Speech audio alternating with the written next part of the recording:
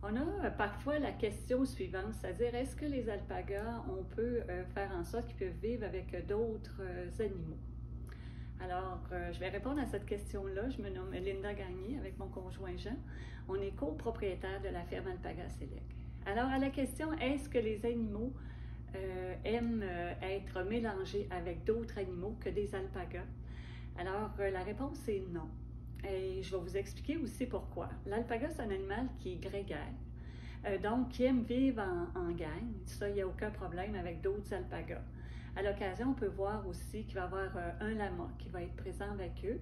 Le rôle du lama, bien, il est dans la même famille que les alpagas et son rôle va être avoir un rôle de gardien. Alors, donc, il est accepté très bien avec les alpagas. Pour d'autres animaux, ce qu'il faut savoir, c'est que l'alpaga, dans le fond, c'est un animal qui est très, très, très peureux, très craintif parce que son seul moyen de survie pour lui est la fuite.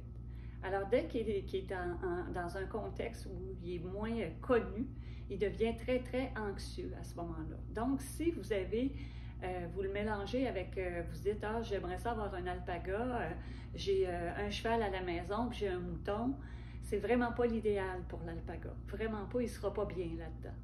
Alors, parce que pour lui, au niveau de sa survie, pour survivre, il va se remettre à sa famille, aux autres alpagas. Là, il n'y en a pas. Fait que pour lui, là, vous défaites sa façon d'être naturellement.